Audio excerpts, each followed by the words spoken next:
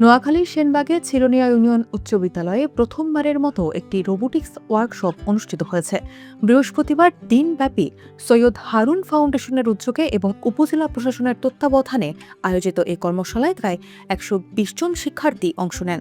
কর্মশালায় robotics programming সহ প্রযুক্তির মৌলিক বিষয় হাতে কলমে শেখানো হয়। ওয়ার্কশপে প্রশিক্ষণ দেন কুয়েটের শিক্ষার্থীরা। এতে শিক্ষার্থীদের মধ্যে প্রযুক্তি বিষয়ে ব্যাপক আগ্রহ সৃষ্টি হয়। আজকে আয়োজিত সৈয়দ হারুন ফাউন্ডেশন কর্তৃক রোবোটিক্স ওয়ার্কশপে আয়োজনে আমরা অনেক আনন্দিত। আজকে আমরা রোবট এআই সম্পর্কে অনেক কিছু জানতে পারলাম, ভার্চুয়াল জগৎ সম্পর্কে অনেক কিছু জানতে পারলাম।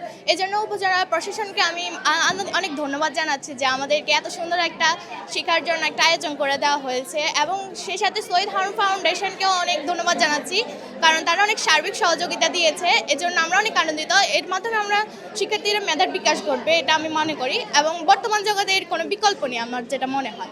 তো এর জন্য আমরা সত্যি অনেক আনন্দিত, এবং সকল শিক্ষার্থীর পক্ষ থেকে আমি জানাচ্ছি অনেক ধন্যবাদ। আমরা আগে ইন্টারনেটে দেখতাম, আমাদের কাছে এখন অনেক ভালো লাগতেছে যে আমাদের স্কুলে আয়োজনটা অনুষ্ঠিত হয়েছে। আমাদের গ্রামে এরকম অনুষ্ঠান কখনো হয় নাই, বই কলমে দেখছি, আজকে আমাদের স্কুলে প্রথম, অনেক খুশি লাগতেছে।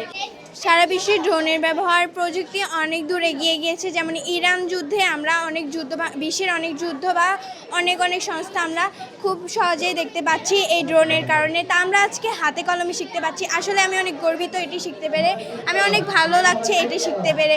আসলে এটি খুবই আগে আমরা এটা বইতে দেখতাম অথবা সংবাদপত্রে অথবা মোবাইলে দেখতাম, কিন্তু এখন এটি আমি দেখতে পাচ্ছি নিজের হাতে কলমে, বা এটা আমি শিখতে পারি। আসলে আমি অনেক প্রাউড ফিল করছি এটি দেখতে পেরে। স্কুলে যেটা হয়েছে আমরা চাইবো এটা আবার আসুক, আবার হোক। এরকম গ্রাম অঞ্চলে তো এরকম অনুষ্ঠান কখনো হয় নাই, তো এই প্রথমে আমাদের এখানে হইতেছে, আর এই প্রথমবারই আমরা অংশগ্রহণ করতে পেরে অনেকটা খুশি, এবং আমাদেরকে এই প্রযুক্তি সম্পর্কে অনেকগুলো ধারণা দেওয়া হচ্ছে যাতে আমরা ভবিষ্যতে কিছু করতে পারবো, দেশের এই প্রযুক্তিকে আমরা আরও উন্নতি করতে পারবো।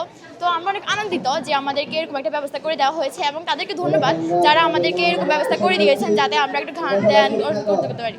আসলে ভাই এখানে আমরা প্রযুক্তির মোবাইলে যে প্রযুক্তিগুলো আছে এগুলোর ভালো দিকও আছে, খারাপ দিকও আছে।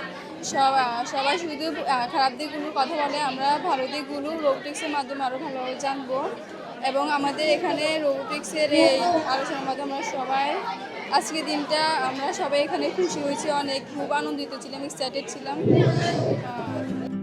অতিথিরা বলেন, প্রযুক্তি নির্ভর বিশ্বে শিক্ষার্থীদের দক্ষ করে তুলতে এ ধরনের উদ্যোগ গুরুত্বপূর্ণ। ভবিষ্যতে আরও বিস্তৃতভাবে এ কর্মসূচি চালানোর আশা প্রকাশ করেন আয়োজকরা।